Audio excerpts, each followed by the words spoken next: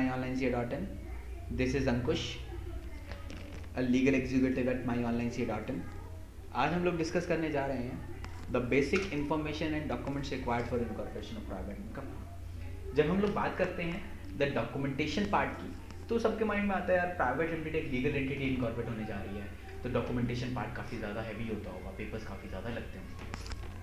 Yes, mind में आना भी बिल्कुल ठीक है, पेपर वर्क काफ़ी ज़्यादा होता है, but regarding the documentation part of directors and the registered office, basic information and documents government ने ऑब्वियसली गवर्नमेंट ने फोकस किया है डॉक्यूमेंटेशन पार्ट पे। डायरेक्टर्स जो कंपनी इनकॉर्पोरेट कर रहे हैं उनकी ऑथेंटिसिटी को चेक करने के लिए जो प्लेस रजिस्टर हो रहा है वो एग्जिस्ट करता है नहीं करता, उस पर फोकस ज़रूर किया है। तो आज हम लोग उन्हीं डॉक्यूमेंटेशन पार्ट पर डिस्कस करेंगे। Now come to the point कि डॉक्यूमेंट्स क्या रिक्वायर्ड हैं डायरेक्टर्स के। Passport size photograph, pan card. Pan card हमारा इनकॉर्पोरेशन प्रोसेस में बहुत एक इम्पोर्टेंट प्ले रोल करता है, बिकॉज जो भी डाटा आपका PAN card income tax data base पे सेव होगा, वही डाटा, वही नेम, वही फादर्स नेम, वही डेट ऑफ बर्थ, वही आपकी शो होगी आरओसी रिकॉर्ड्स में। Then proof of identity.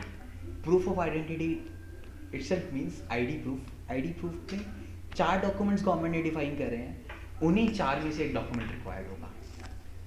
Voter ID card, passport, driving licence, Aadhaar card. इन डॉक्यूमेंट्स का एड्रेस से कोई रिलेशन नहीं है। मतलब समटाइम्स क्या होता है, कोई पर्सन पहले कहीं और रिसाइड करता था, अब he has move to new place, he said कि मेरे डॉक्यूमेंट्स पर, इन डॉक्यूमेंट्स पर पुराना एड्रेस है। डजेंट मैटर, बिकॉज ये डॉक्यूमेंट्स, इन 4 में से एक डॉक्यूमेंट यूज़ होने वाला है as an ID proof. That means कि एज एन एड्रेस प्रूफ कुछ और डॉक्यूमेंट्स यूज़ होंगे। नाउ चेक इट कि एज एन एड्रेस प्रूफ क्या डॉक्यूमेंट्स यूज़ होने वाले हैं।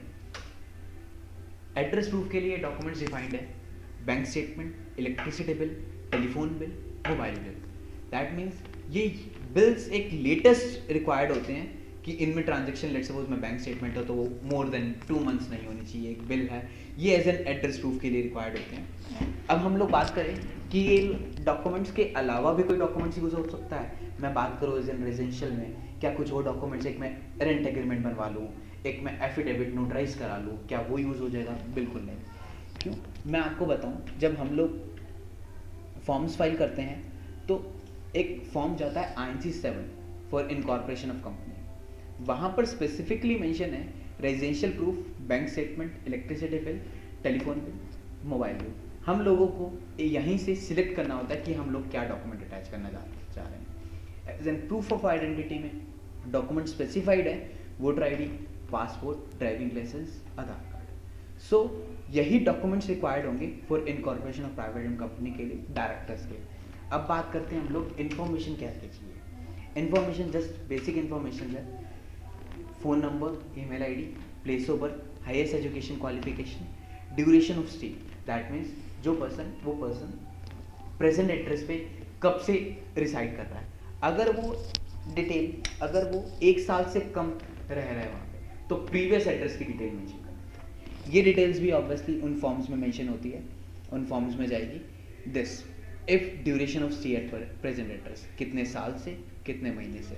If duration of stay is at less than हम लोगों को वो इन्फॉर्मेशन फिल करनी होती है प्रीवियस एड्रेस की। Now come to the point कि अब एक पॉइंट रह गया, if a director is already director in a company, then अगर वो एक पर्सन किसी और कंपनी में ऑलरेडी डायरेक्टर है, तो number of shares, amount of the capital invested, ये डिटेल्स भी हम लोगों को फिल करनी होती है। Now the come to the point कि एड्रेस, रजिस्टर्ड ऑफिस के एड्रेस के लिए क्या डॉक्यूमेंट्स रिक्वायर्ड होंगे।